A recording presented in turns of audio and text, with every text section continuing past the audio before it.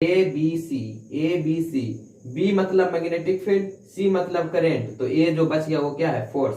ठीक है, magnetic field इधर दिखा रहा है आउटवर्ड, तो ऐसा है, ये फोर्स ऊपर ऊपर दिखा रहा है। ठीक है, तो करंट का दिशा देखिए कहाँ जा रहा है, इधर जा रहा है। करंट का दिशा किधर दिखा रहा है, इधर दिखा रहा है, मतलब करंट कुछ ऐसा जाएगा। हम देखा होगा कि जब करंट ऐसा जाता है, इसका मतलब जो इलेक्ट्रॉन्स का जो मूवमेंट है वो इसका अपोजिट होता है।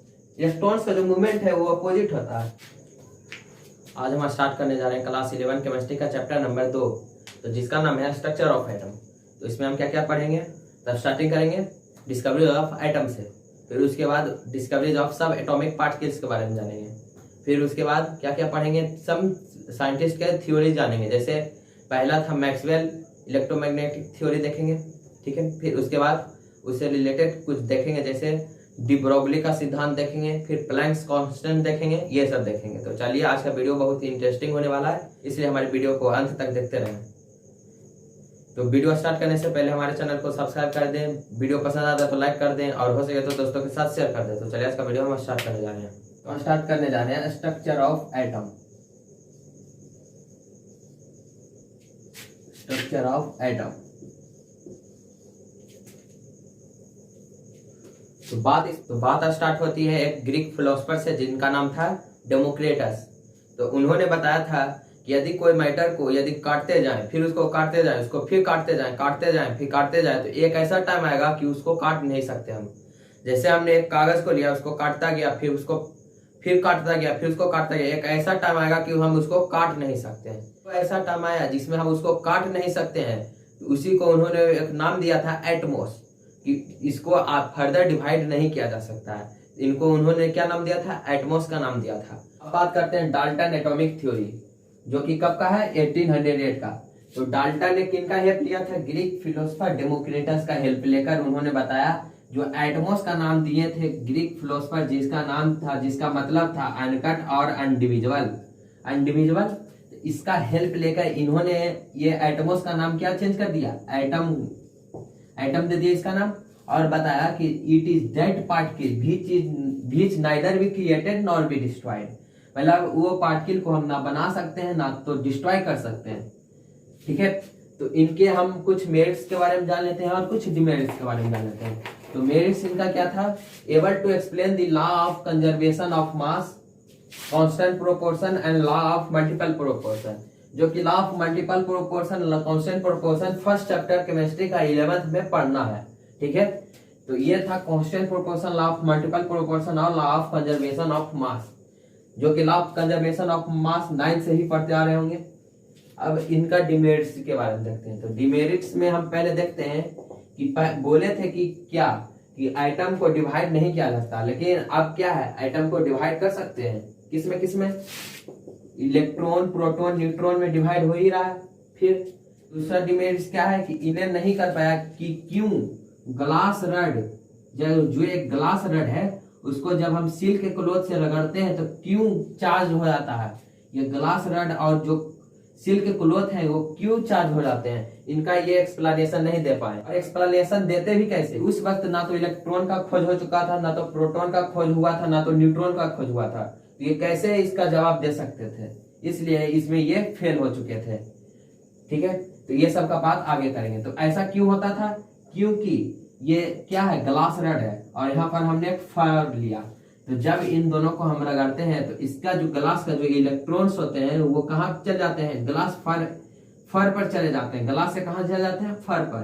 तो यहाँ इलेक्ट्रॉन्स की संख्या ज्यादा हो जाती है, यहाँ पर इलेक्ट्रॉन्स की संख्या कम हो जाती है, इसलिए यहाँ पर पॉजिटिव चार्ज हो जाता है, यहाँ पर निगेटिव चार्ज हो जाता है।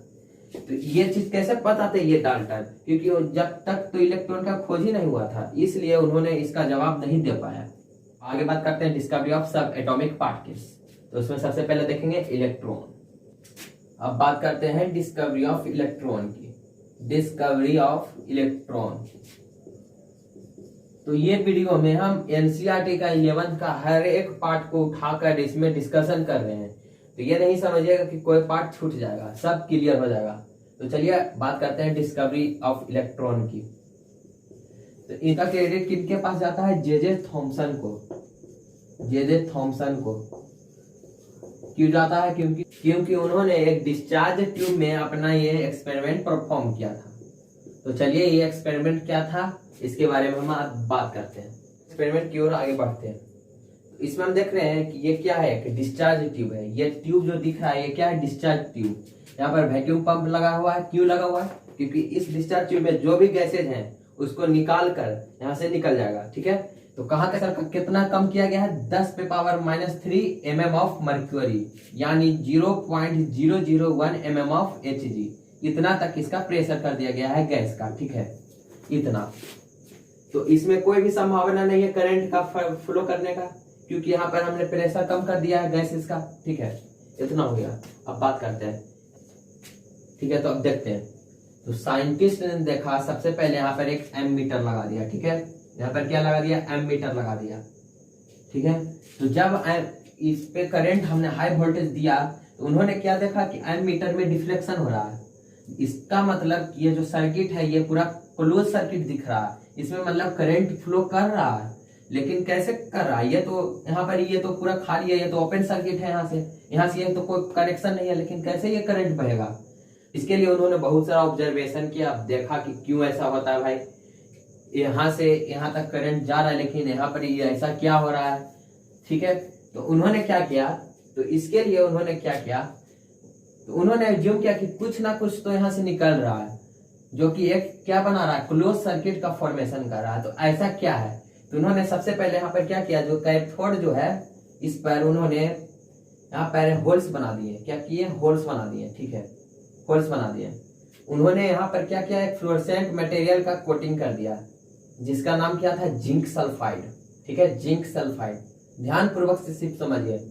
जिंक सल्फाइड का इसमें क्या किया, कोटिंग किए। तो जब ऐसा किए तो यहाँ पर फ्लोरेसेंट मटेरियल में कुछ ग्लो नहीं आया, कुछ ग्लो नहीं आया। ठीक है, तो फिर इसको छोड़ दिए, एक्सपेरिमेंट को फिर से छोड़ दिए। ठीक है, अब उल्टा कर दिए। अब क्या किए, इसको रहने दिए, इसको ऐसा रहने दिए। अब ये जो एनोड है इसमें अब क्या किए, परफोरेटेड कर दिए, इसमें फिर होल्स बना दिए। ठीक है, इसमें होल्स बना दिए। अब क्या देखते हैं, फिर यहाँ पर क्या करते हैं, फ्लोरेसेंट मटेरियल ले लेते हैं। मटेरियल लेने पर, जिंक सल्फाइड का जो मटेरियल है उसको लेने पर, जब उन्होंने हाई वोल्टेज का करंट देना शुरू किया तो यहाँ पर एक ग्लो दिखा। क्या दिखा, ग्लो दिखा। तो उन्होंने लगा कि क्या ऐसा है जो यहाँ से पास करते हुए, होल से जाते हुए क्या कर रहा है, ये जिंक सल्फाइड के जो मटेरियल है इस पे ग्लो कर रहा है। तो ऑब्जर्वेशन करने पर पता चला कि यहाँ से जो कैथोड से है इससे एक रे निकल रही है। ये रे है जो क्या कर रहा है, ये होल से गुजर कर कहाँ जा रहा है, इधर क्या कर रहा है, स्ट्राइक कर रहा है इस मटेरियल पर। इसके कारण ये क्या हो रहा है, ग्लो कर रहा है। ठीक है, अब जब ये कैथोड से निकल रहा तो इसलिए इस रे को उन्होंने क्या नाम दिया, कैथोड रे। ठीक है, कैथोड रे के नाम से इन्होंने दिया, कैथोड रे। ठीक है, अब हम देख लेते हैं प्रॉपर्टीज ऑफ कैथोड रे। तो सबसे पहला, travel in straight line. Cathode ray क्या है, ट्रेवल करते हैं स्ट्रेट लाइन में। जब कैथोड रे ट्रेवल कर रहा था तो इसके सामने एक ओपेक ऑब्जेक्ट को रखा गया। तो इससे क्या पता चला कि ओपेक ऑब्जेक्ट का एक परछाई, शैडो जो है बन रहा है। तो इससे क्या पता चल रहा है कि ये क्या करते हैं, एक स्ट्रेट लाइन में मूव करते हैं। दे आर निगेटिवली चार्ज, मतलब ये क्या है, निगेटिवली चार्ज है। क्यों, क्योंकि जब इनके चारों तरफ इलेक्ट्रिक फील्ड सेटअप किया गया तो ये क्या किए, पॉजिटिव की ओर अट्रैक्ट करने लगे। मतलब जैसे हम यहाँ पर एक ट्यूब बनाए और यहाँ पर प्लस माइनस दिया, तो जो यहाँ पर से जो रेज आ रहे हैं ये किधर अट्रैक्ट हो गए, प्लस की ओर। इससे क्या पता चल रहा है कि माइनस प्लस अट्रैक्शन होता है, तो इसका मतलब ये निगेटिव चार्ज है। ठीक है, आगे, start from cathode and move toward anode. जब कैथोड रे ही है तो इसका मतलब कैथोड से ओरिजिन कर रहा है और कहाँ जा रहा है, एनोड की ओर। ठीक है, fourth, don't depend on materials of electrodes and gases. यदि इलेक्ट्रोड्स का कोई भी मेटल हम चेंज कर देते हैं, गैसेज का कोई भी हम स्टेट ले लेते हैं, तो क्या ये जो कैथोड रेज हैं ये इस पे इंडिपेंडेंट है, मतलब इस पे डिपेंडेंट नहीं होते हैं। अगला, so mechanical effect. So mechanical effect मतलब जैसे मैंने एक ट्यूब लिया, इसमें ये कैथोड रे बह रहे हैं, इसके बीचों बीच हमने एक छोटा सा बहुत हल्का सा पैडल भी ले लिया। ठीक है, जब हमने यहाँ पर पैडल भी लिया तो जब यहाँ से हम कैथोड रे जब यहाँ से क्या फ्लो करना स्टार्ट किया तो ये घूम गया। ये क्या किया, घूम गया, एयर के जैसा क्या किया, जैसे एयर बाइंड व्हील पर पड़ता है तो बाइंड व्हील कैसे घूम जाता है, उसी प्रकार से ये पैड व्हील भी घूमने लगा। इसका मतलब ये क्या हुआ कि ये जो रेज है ये किसी ना किसी स्मॉलेस्ट पार्टिकल से तो जरूर बने होंगे, ठीक है। कोई पार्टिकल के पास मोशन रहेगा तभी तो वो किसी चीज को घुमा पाएगा। यदि वो ऑब्जेक्ट ही नहीं रहे, वो पार्टिकल ही नहीं रहे, जैसे हम लाइट ले लिए, क्या लाइट को हम इस मार्कर पर मारेंगे तो क्या इसको हम लाइट इसको फेंक सकता है? नहीं फेंक सकता।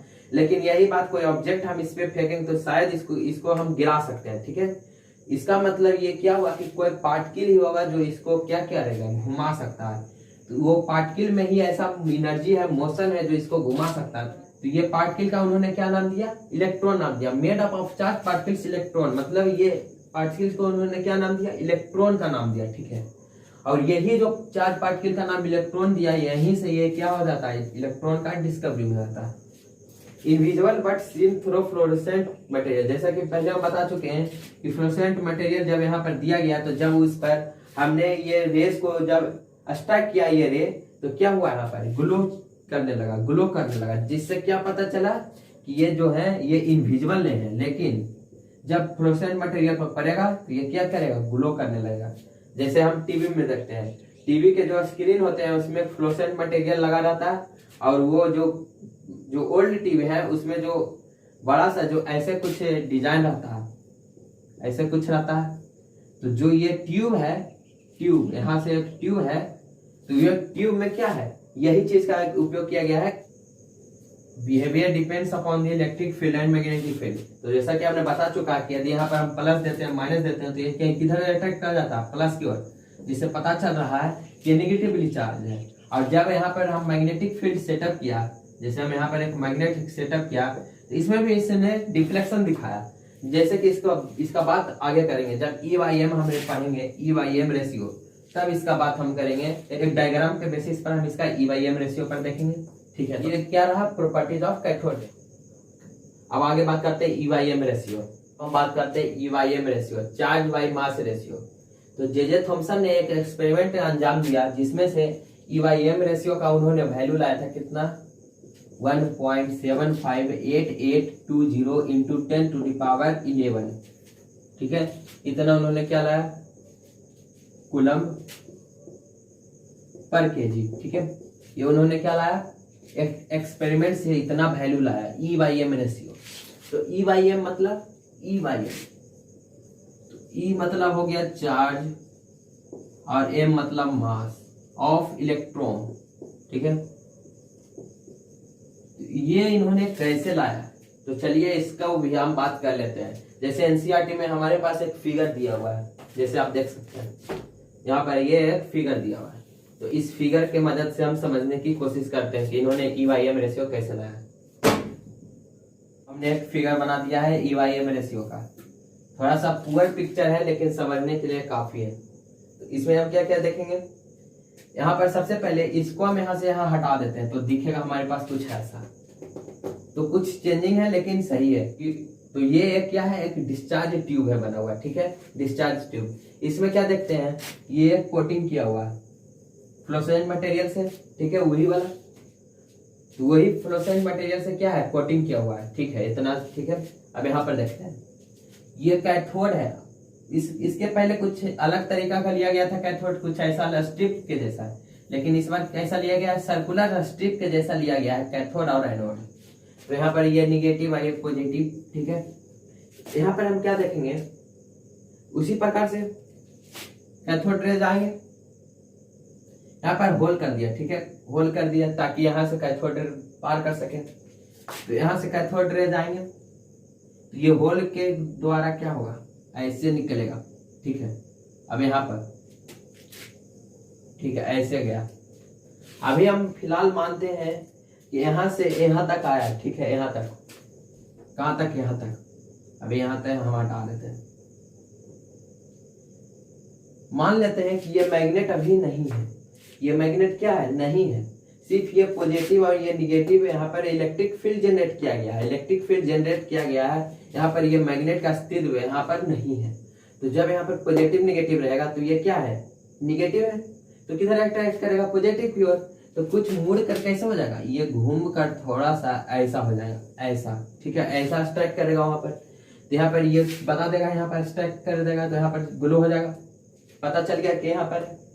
अब देखेंगे, अब हम क्या करते हैं, ये इलेक्ट्रिक फील्ड को रहने देते हैं, ठीक है। यहाँ पर हम मैग्नेट का सेटअप कर दिया, मैग्नेट का यहाँ पर हम सेटअप कर दिया। तो जब मैग्नेट का सेटअप कर दिया तो यहाँ पर देखते हैं ये नॉर्थ है, ये साउथ है, तो कहां से कहां जाता है, नॉर्थ से साउथ की ओर, ठीक है। नॉर्थ के जैसे हम मैग्नेट में पढ़ चुके हैं, ये नॉर्थ है, ये साउथ है, ठीक है। तो कहां से कहां जाएगा, नॉर्थ से साउथ की ओर, ठीक है, ये जाएगा, तो नॉर्थ से साउथ की ओर जाएगा। अब यहाँ पर एक काम करेंगे, फ्लेमिंग लेफ्ट हैंड रूल लगाएंगे, फ्लेमिंग लेफ्ट हैंड रूल। सबसे पहले देखते हैं यहाँ पर इसका फोर्स कहाँ लगा, पहले देखते हैं फोर्स। यहां से इसका फोर्स लगा था अपवर्ड, ठीक है, अपवर्ड लगा था, क्योंकि इलेक्ट्रिक फील्ड के कारण कहां लगा, अपवर्ड लगा।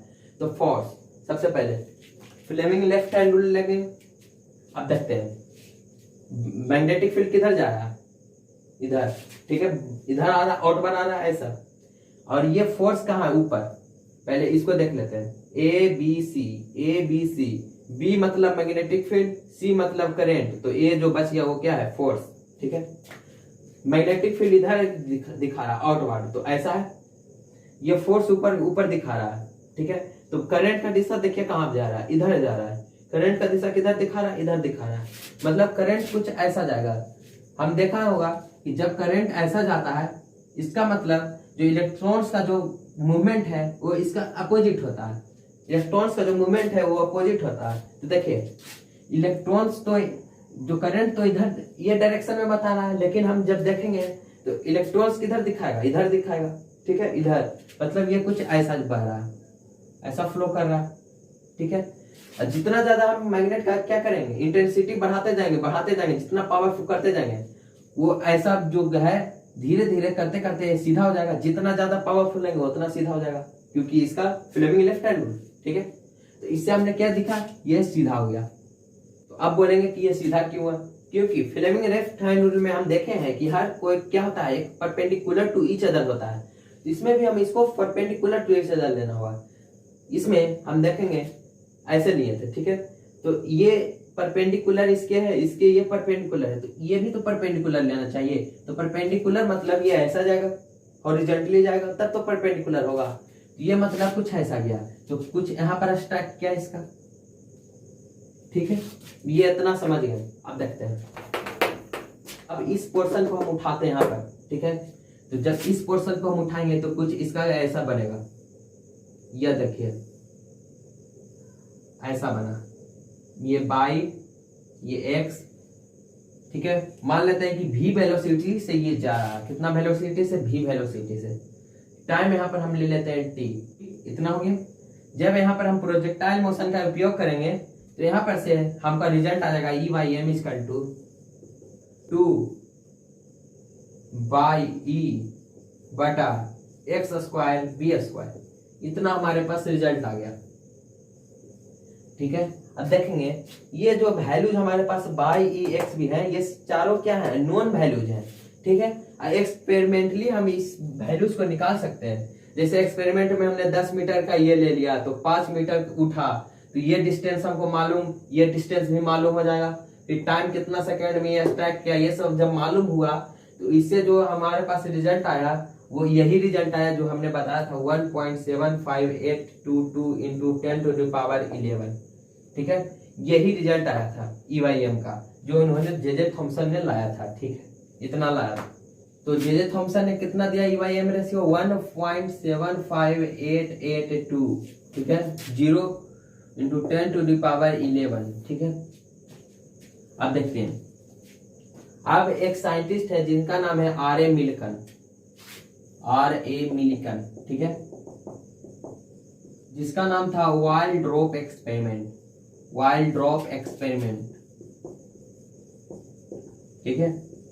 इसके मदद से उन्होंने बताया कि जो इलेक्ट्रॉन पर जो चार्ज होते हैं, चार्ज ऑन इलेक्ट्रॉन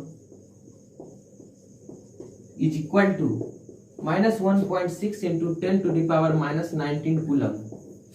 जो R.M. मिल्कन जो एक साइंटिस्ट है, उन्होंने एक वाइल्ड ड्रॉप एक्सपेरिमेंट की मदद से चार्ज ऑन इलेक्ट्रॉन बताया -1.6 इंटू 10⁻⁻19 कूलम, ठीक है।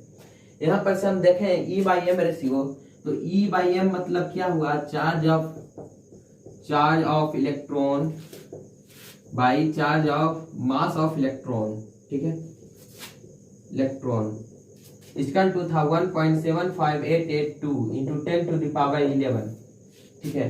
और यहाँ पर चार्ज ऑफ इलेक्ट्रॉन हमको मिल गया कितना, -1.6 इंटू 10⁻19 कूलम। तो फिर अब यहाँ से हम निकाल सकते हैं mass of electron, mass of electron निकाल सकते हैं, इसको इधर कर देंगे, इसको नीचे कर देंगे, ठीक है।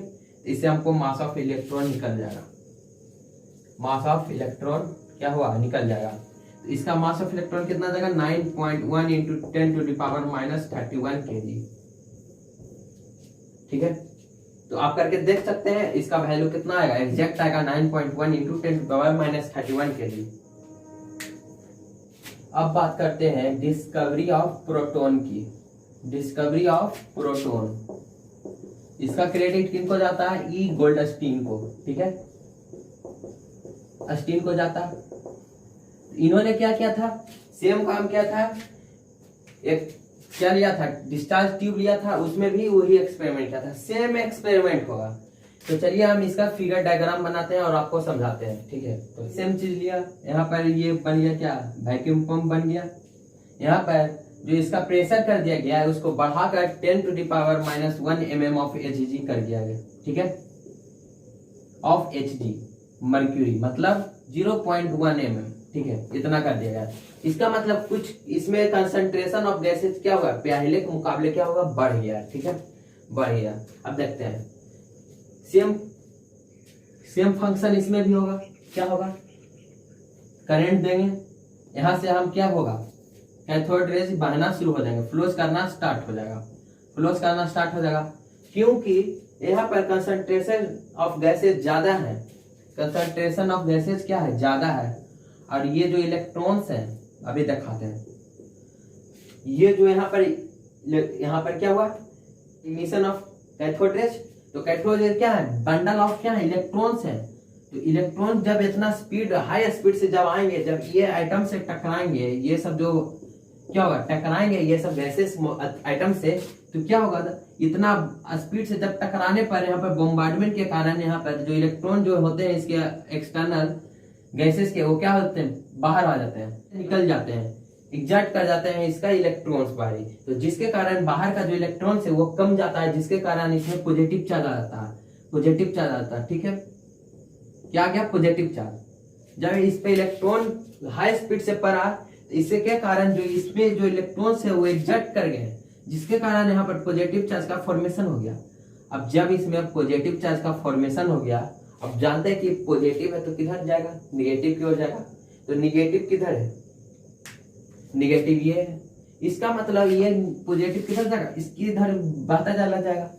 अब यहाँ पर ये परफोरेटेड है, इसका मतलब यहाँ पर जो पॉजिटिव पार्टिकल्स हैं वो कहाँ जाएंगे, इधर की ओर अट्रैक्ट करेंगे, इस होल से बहते बहते कहाँ जाएंगे, इधर टकराएंगे, इधर आएंगे, इधर पर। फिर यहाँ पर हमने फ्लुसेंट मटेरियल का कोटिंग किया, तो यहाँ पर दिखा गया कि यहाँ पर फिर यहाँ पर चमक आ गया।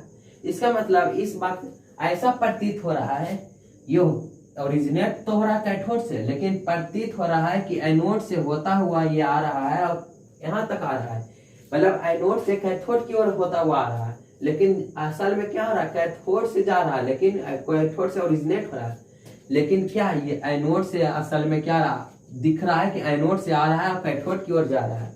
इसका इसीलिए इसका नाम हमने क्या दिया, एनोड रेज दिया, ठीक है। और क्योंकि ये होल से होते हुए आ रहे हैं, इसलिए इसका नाम दिया गया है कैनाल रेज, ठीक है। तो यही था इसका कॉन्सेप्ट एनोड रेज का, ठीक है। फिर वही बात हुआ जैसे पहले का था, उसी सब चीज सेम है, सिर्फ यहाँ पर क्या डिफरेंस है, ये क्योंकि पॉजिटिव है तो ये किधर अट्रैक्ट होंगे, निगेटिव की ओर अट्रैक्ट होंगे, ठीक है। तो यहाँ पर हम एक बात और देख लेते हैं, वो क्या देख लेते हैं, क्योंकि यहाँ पर हमने यहाँ पर 10⁻⁻1 mm ऑफ Hg लिया है, इसका मतलब यहाँ पर कंसंट्रेशन ऑफ गैसेज है, ठीक है। तो ये क्या हुआ, ये जो एनोड रे है ये डिपेंडेंट है, इसके पहले वो क्या था, इंडिपेंडेंट था, क्योंकि वहां पर गैस का कंसंट्रेशन बहुत कम था, तो वो गैस से कोई डिपेंडेंट नहीं था, लेकिन ये डिपेंडेंट है। जब इसका डिपेंडेंट होना है, जब ये गैस पर डिपेंडेंट है, इसका मतलब कि गैस को चेंज करेंगे तो इसका भी डिपेंडेंसी क्या होगा, चेंज होगा। गौर करने की बात यह है कि इसके पहले जो कैथोड रे था वो इंडिपेंडेंट ऑफ गैसेस था, लेकिन इस वक्त जो एनोड है ये क्या है, डिपेंडेंट ऑफ गैसेज है। जितना भारी हम गैसेज लेंगे उतना ही प्रभावित करेगा क्या, यह एनोड रेज को। ठीक है, हम यहाँ पर हाइड्रोजन लिया, तो यहाँ पर हाइड्रोजन जब हम लिया तो जब इससे इलेक्ट्रॉन से निकले तो ये क्या बन गया, एक प्रोटॉन बन गया। जैसे हम यहाँ पर एक हाइड्रोजन का हम यहाँ पर बनाते हैं फिगर, तो इसमें अंदर में क्या होता है, एक प्रोटॉन होते हैं, न्यूट्रॉन इसमें गायब होते हैं। ठीक है, एक प्रोटॉन और बाहर में एक इलेक्ट्रॉन होते हैं। ठीक है, और ये इलेक्ट्रॉन चक्का लगाता है। जब ये इलेक्ट्रॉन निमिट कर देगा तो इसके पास क्या बचेगा, एक प्रोटॉन बचेगा। क्या बचेगा, एक प्रोटॉन बचेगा। अब हमने लिया एक हीलियम, जब इसमें से हम 2 इलेक्ट्रॉन को लूज कर दिए तो यहाँ पर बच गया 2 प्रोटॉन प्लस 2 न्यूट्रॉन। भले ही ये पॉजिटिव चार्ज है लेकिन इसमें 2 प्रोटॉन प्लस 2 न्यूट्रॉन है। तो क्या कौन सबसे भारी हो गया, ये भारी हुआ कि ये भारी हुआ, ये भारी होगा। ठीक है, क्योंकि 2 प्रोटॉन और प्लस 2 न्यूट्रॉन है, ये भारी हो गया। ठीक है, तो जितना बड़ा लेते जाएंगे उतना भारी होते जाएगा। ये हो गया क्लियर। अब देखते हैं, जैसे इसमें देखेंगे, जैसे हमने इसके पहले हम लिया था इलेक्ट्रॉन का E/M रेशियो। ठीक है, इसमें लिया था E/M रेशियो। इसमें हम कोई भी मास ले लेते थे तो सब में तो एक ही आ रहा था क्योंकि इलेक्ट्रॉन ही तो था। लेकिन इसमें हम प्रोटॉन कैसे कर सकते हैं, इसमें सिर्फ हाइड्रोजन, यदि हम इसमें हाइड्रोजन गैस लेते हैं तब ना इलेक्ट्रॉन। जैसे हम यहाँ पर हाइड्रोजन गैस सिर्फ लिए, ठीक है, जब इसमें हम हाइड्रोजन गैस लिए तो इलेक्ट्रॉन एग्जैक्ट किया तो ये इलेक्ट्रॉन क्या हुआ, बाहर फेंक दिया, तो सिर्फ यहाँ पर प्रोटॉन बचा, सिर्फ हाइड्रोजन के केस में। अब हीलियम में करें तो प्रोटॉन कैसे बचेगा, हीलियम जब यहाँ पर हम हीलियम का गैस भर देते हैं तो जब इलेक्ट्रॉन जब करेगा तो इलेक्ट्रॉन ही ना शिफ्ट करेगा, लेकिन यहाँ पर 2 प्रोटॉन प्लस 2 न्यूट्रॉन रह जाएगा। न्यूट्रॉन और प्लस प्रोटॉन दोनों साथ है, तो इसको हम कैसे कर सकते हैं, इसमें सिर्फ प्रोटॉन है, इसमें तो प्रोटॉन प्लस न्यूट्रॉन है, लेकिन इसमें 2 चार्ज पॉजिटिव चार्ज हमको दिख रहा है, ये क्या है, पॉजिटिव चार्ज है। ठीक है, तो अब इससे पता चला कि जैसे हम E/M रेशियो लिए हैं तो जितना भारी हम गैस लेंगे उसका इसका जो वैल्यू है E/M रेशियो का वो उतना कम जाएगा। जैसे हमने ले लेते हैं m का वैल्यू 2, अब n ले लिया m का वैल्यू 6, तो कौन बड़ा, 1/2 को 1/6, 1/2 बड़ा है। ठीक है, मतलब m का वैल्यू जितना बड़ा लेते जाएंगे E/M का रेशियो जो है वो उतना छोटा हो जाएगा। ठीक है, उतना छोटा हो जाएगा, लेकिन हमको चाहिए E/M मैक्सिमम। उन्होंने कहा गोल्डस्टीन ने कि हमको E/M रेशियो चाहिए मैक्सिमम, तो मैक्सिमम कौन से हालत में आएगा E/M मैक्सिमम, तो जब हम हाइड्रोजन लेंगे सबसे स्मॉलेस्ट सबसे लाइटेस्ट जो लेंगे गैस हाइड्रोजन, उसको तो लेंगे तो यहाँ पर मैक्सिमम देगा, जितना सॉफ्ट लेंगे उतना ही तो अच्छा देगा। इससे हमको क्या पता चला कि हम यहाँ पर हाइड्रोजन का लेंगे। ठीक है, जब हम यहाँ पर हाइड्रोजन का लेंगे तो हाइड्रोजन में क्या होता है, सिर्फ एक प्रोटॉन रहता है और इलेक्ट्रॉन तो क्या हो जाएगा, इजेक्ट कर जाएगा, क्योंकि हाई इलेक्ट्रॉन इस पे बॉम्बार्ड करेगा तो इलेक्ट्रॉन यहाँ से इजेक्ट कर जाएगा, तो बचेगा कितना, 1 प्रोटॉन। तो 1 प्रोटॉन बचेगा और फिर यही 1 प्रोटॉन क्या है, सबसे हल्का है, तो इससे क्या देगा हमको, मैक्सिमम E/M का वैल्यू दे देगा। इसलिए हम हाइड्रोजन गैस को क्या मानते हैं, सुटेबल मानते हैं इसके लिए। ठीक है, तो यहाँ पर क्या देखेंगे कि जैसे ही हमने हाइड्रोजन को लिया सबसे स्मॉलेस्ट और हाइड्रोजन को मान्यता मिल गई, तो हाइड्रोजन में क्या बचा, सिर्फ यदि हम अच्छा मानते हैं कि इसमें एक इलेक्ट्रॉन होता है एक प्रोटॉन, उस वक्त तो हमको प्रोटॉन का पता नहीं होगा, सिर्फ इलेक्ट्रॉन होगा और पता होगा कि कुछ यहाँ पर है, कुछ यहाँ पर है। ठीक है, जब इलेक्ट्रॉन यहाँ पर लूज कर गया तो बचा क्या, ये चीज बचा, तो उन्होंने ये पॉजिटिव चार्ज को नाम दे दिया प्रोटॉन का। ठीक है, और उसी दिन से ये प्रोटॉन नाम से जाना जाता है। तो यही था प्रोटॉन का डिस्कवरी।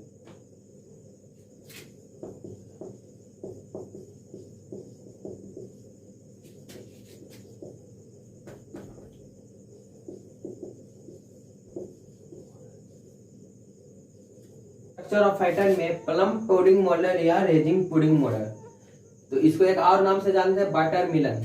तो इसका कौन दिया था, इसका क्रेडिट किसको जाता है, जे थॉमसन को, जे थॉमसन को उन्होंने दिया था। उन्होंने बताया था, जैसे हम एक ले लेते हैं यहाँ पर तरबूज, तो यहाँ पर हम एक तरबूज ले लेते हैं, तो तरबूज में जो इसका जो सीड्स होते हैं, जो सीड्स हमने दिखा, ये सीड्स इलेक्ट्रॉन्स हैं जो कि हर जगह क्या है, स्प्रेडेड है हर पार्ट्स में। इसको हमने एटम्स मान लिया, तो जो यहाँ पर जो सीड्स है वो क्या है, इसका इलेक्ट्रॉन्स है जो हर जगह क्या है, स्प्रेडेड है। ठीक है, ये उन्होंने बताया था, किन्होंने, जे थॉमसन ने। तो यही है प्लम पुडिंग मॉडल और रेजिंग मॉडल। उसमें क्या है, केक है। इसमें जो प्लम पुडिंग है वो क्या है, एक तरह का केक है जिसमें क्या है, ये जो है ये क्या है, एक फ्रूट है, ठीक है, कोई फ्रूट होंगे जिसका नाम है प्लम। और ये जो बड़ा सा जो गोलाकार है इसको बोलते हैं पुडिंग। जो ये पोजीशन बताता है वो बताता है इलेक्ट्रॉन्स का जो हर जगह क्या है, स्प्रेडेड है। और ये जो बड़ा पार्ट है इसको हमने क्या बताया, एटम, जो कि किनका था, जे थॉमसन ने बताया था कि एटम का स्ट्रक्चर कुछ ऐसा प्रकार का होता है। तो रदरफोर्ड ने एक एक्सपेरिमेंट का अंजाम दिया जिसका नाम है alpha particle scattering experiment, particle scattering experiment, ठीक है। तो इसका बात करते हैं। तो इसमें इन्होंने क्या किया, एक अल्फा पार्टिकल सोर्स लिया, ठीक है, जिससे अल्फा पार्टिकल निकल रहा है। फिर यहाँ पर एक इन्होंने क्या लिया, एक गोल्ड फॉइल लिया। यहाँ पर इन्होंने एक गोल्ड फॉइल लिया, बहुत ही पतला गोल्ड फॉइल लिया, जिसका 100 नैनोमीटर पतला इन्होंने गोल्ड फॉइल लिया। अब उन्होंने एक यू शेप्ड एक प्लेट लिया, यू शेप्ड उन्होंने एक प्लेट लिया जिस पर कोटिंग था फ्लोसेंट मटेरियल का, ठीक है, जो वही वाला जिसमें ग्लो करता, ठीक है। इतना किया। जब ऐसे अल्फा पार्टिकल निकलना शुरुआत हुआ तो जब अल्फा पार्टिकल ये गोल्ड फॉइल से टकराया तो मैक्सिमम जो अल्फा पार्टिकल्स हैं बिना डिविएट किए, मतलब सीधे रास्ते से पास कर गए, ठीक है, पास कर गए। तो यहाँ पर इसका फोटोग्राफी मिल गया हमको, क्योंकि फ्लोसेंट मटेरियल तो यहाँ पे इसका चमक आ गया। अब कुछ फ्रैक्शन में जो अल्फा पार्टिकल हैं वो डेविएट कर गए अपने पाथ से, कुछ एंगल पर डेविएट कर गए। क्या हो गए, कुछ एंगल पर ये डेविएट कर गए। तो इसका पिक्चर हमारे पास आ गया, ठीक है। अब 20,000 में एक आध दो जो अल्फा पार्टिकल है वो क्या हो गया, अपने रास्ते से बैक हो गया। मतलब ये 180 डिग्री बैक हो गया, मतलब जो रास्ता से आया वो रास्ता पर चला गया। मतलब एक आध पार्टिकल जो है वो अपने रास्ते पे वापस आ गया। इससे हमको क्या पता चला कि कुछ तो यहाँ पर है, क्या कुछ तो है जो यहाँ पर इसको वापस कर रहा है और कहीं पर ये पास होने दे रहा है और कहीं पर ये डेविएट कर रहा है, मतलब कुछ तो यहाँ पर है। जब इसको और बढ़िया गौर से देखने पर पता चला कि ये एक एटम है, यहाँ पर क्या है, न्यूक्लियस है, सेंटर में क्या है, न्यूक्लियस है, सेंटर में क्या है, न्यूक्लियस है। न्यूक्लियस के जो चारों तरफ जो पार्ट है वो बहुत खाली है, क्या है, खाली स्पेस है। तो जब यहाँ से अल्फा पार्टिकल आया तो यहाँ से बहुत सारे अल्फा पार्टिकल क्रॉस कर गए, क्या कर गए, क्रॉस कर गए। कुछ थे जो यहाँ से टकराए तो ये ऐसे डेविएट कर गए, ऐसे गए तो ऐसे डेविएट कर गए, ऐसे गए तो ऐसे डेविएट कर गए, ठीक है। और एक आध दो जो 20,000 में है वो यहाँ से टकराया तो वापस। इससे पता चला कि सेंटर में कुछ ना कुछ मास वाला चीज है जो क्या है, बीच में एटम के बीच में सेंटर में है। तो उन्होंने बताया कि ये जो सेंटर में जो है इसको बोला उन्होंने न्यूक्लियस, उन्होंने उसका नाम दिया न्यूक्लियस, ठीक है। तो उन्होंने क्या 3 बातें बताई। सबसे पहला बात है कि जो पॉजिटिव चार्ज होता है, जो एटम का जो पॉजिटिव चार्ज होता है और जो उसका एक मैक्सिमम जो मास होता है वो कंसंट्रेटेड होता है एक छोटे से एरिया में, जिसका उन्होंने नाम दिया न्यूक्लियस, ठीक है। ये पहला था। दूसरा क्या है कि जो इलेक्ट्रॉन्स है वो चक्कर लगाते हैं इलेक्ट्रॉन्स का एक सर्कुलर पाथ में, ठीक है। और ये सर्कुलर पाथ को उन्होंने नाम दिया ऑर्बिट। जैसे कि अर्थ सन के चारों ओर चक्कर लगाते हैं उसी प्रकार से इलेक्ट्रॉन्स जो है जो न्यूक्लियस के चारों ओर चक्कर लगाते हैं, जो पाथ है उसको उन्होंने क्या बताया, ऑर्बिट बताया। तीसरा उन्होंने बताया कि electrons and nucleus are held each other with a force that is called electrostatic force. तो इलेक्ट्रोस्टैटिक फोर्स के कारण ही न्यूक्लियस क्या है, इलेक्ट्रॉन को जकड़े हुए है। मतलब इलेक्ट्रॉन इसके इलेक्ट्रोस्टैटिक फोर्स के कारण ही क्या कर रहा है, इसके चक्कर लगा रहा है। यदि ये हट जाता तो क्या होता है, इलेक्ट्रॉन जो न्यूक्लियस है जो इलेक्ट्रॉन को नहीं खींच पाता, जिससे इलेक्ट्रॉन इसका चक्कर नहीं लगा पाता, ये था। अच्छा, जब ऐसा बात है कि इलेक्ट्रॉन जब न्यूक्लियस का चक्कर लगाता है तो उनको जान लेना चाहिए था कि मैक्सवेल का एक थ्योरी बताता है, मैक्सवेल इलेक्ट्रोमैग्नेटिक थ्योरी, जो ये बताता है कि कोई चार्ज पार्टिकल किसी चार्ज ऑब्जेक्ट की चारों तरफ यदि चक्कर लगाता है तो वो क्या कंटिन्यूअसली क्या करेगा, एनर्जी लॉस करता रहेगा। क्या करेगा, एनर्जी लॉस करता रहेगा और क्या होगा, नजदीक आते जाएगा, चार्ज पार्टिकल के नजदीक आते आते आते आते नजदीक आते आते समा जाएगा। जैसे यदि मैक्सवेल का हम थ्योरी लेते हैं तो क्या होता, ये आइटम है, मान लेते हैं ये न्यूक्लियस है, न्यूक्लियस, तो ये इलेक्ट्रॉन्स क्या है, इसके चक्कर लगा रहे हैं। तो ये भी चार्ज पार्टिकल, ये भी चार्ज पार्टिकल। उनके अनुसार कि जो चार्ज पार्टिकल यदि किसी चार्ज पार्टिकल के चारों ओर चक्कर लगा रहा है तो रेडियली क्या करेगा, अपना एनर्जी खोता रहेगा और क्या करते रहेगा, न्यूक्लियस को ये जो चार्ज पार्टिकल के चारों ओर घूम रहा है उसके नजदीक आता जाएगा आता जाएगा आता जाएगा, फिर इसके अंदर समा जाएगा। ये था मैक्सवेल का थ्योरी। इसके थ्योरी पर हम जाए तो इलेक्ट्रॉन्स घूमते घूमते घूमते घूमते न्यूक्लियस के अंदर समा जाएगा, अट्रैक्ट होते होते क्या होगा, न्यूक्लियस में समा जाएगा, एनर्जी रेडिएट करते करते। ठीक है, जैसे इलेक्ट्रॉन घूमा तो ये अपना एनर्जी खोता जाएगा, एनर्जी खोने के कारण ये अपना स्पीड क्या करेगा, लूज करेगा, स्पीड लूज करते के कारण ये क्या होगा, न्यूक्लियस के नजदीक आ जाएगा। ऐसा जब बात होता इलेक्ट्रॉन जब घूमते घूमते न्यूक्लियस के पास हो जाता है तो हम देखते हैं कि न्यूक्लियस ये अनस्टेबल हो जाता है, ये एटम का बाद क्या हो जाता है, अनस्टेबिलिटी आ जाता है एटम में। अच्छा, कोई इलेक्ट्रॉन है घूमते घूमते घूमते घूमते न्यूक्लियस में समा जाए तो ये तो एक स्टेबिलिटी बताता है। तो इसका मतलब कि एटम कभी स्टेबल हो ही नहीं सकता है। जब न्यूक्लियस में समा जाएगा तो इसका मतलब क्या हुआ, ये स्टेबल नहीं बताएगा। मैं इस समस्या का समाधान निकाला बोर्स मॉडल ने, बोर्स ने, ठीक है, बोर्स मॉडल ने। ठीक है, इनके अनुसार जो इलेक्ट्रॉन्स होते हैं वो एक फिक्स्ड ऑर्बिट में घूमते चक्कर लगाते हैं। जैसे हमने एक आइटम लिया, यहाँ पर ये न्यूक्लियस है पॉजिटिव, तो ये इसके ऑर्बिट्स हैं।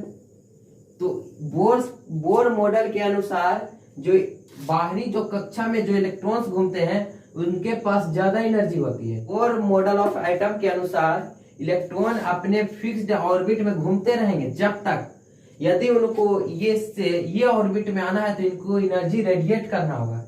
यदि ये कुछ फिक्स्ड एनर्जी से जा रहे हैं तो यदि इनको ये ऑर्बिट में इनको जाना है, ये इलेक्ट्रॉन को जंप करना है, तो इसको जंप करने के लिए कुछ एनर्जी इसको रेडिएट करना होगा। ठीक है, तब आप इस इलेक्ट्रॉन को इस ऑर्बिट में कर सकते हैं।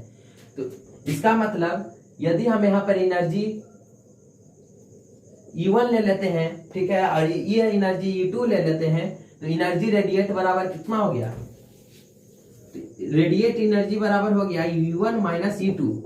और जो ये E1 माइनस E2 है, ये एनर्जी है, यही होता है E इक्वल टू ये। ठीक है, और ये जो H यहाँ पर बता रहा है, ये बता रहा है प्लैंक्स कांस्टेंट। प्लैंक्स कांस्टेंट ये क्या बताया, प्लैंक्स कांस्टेंट।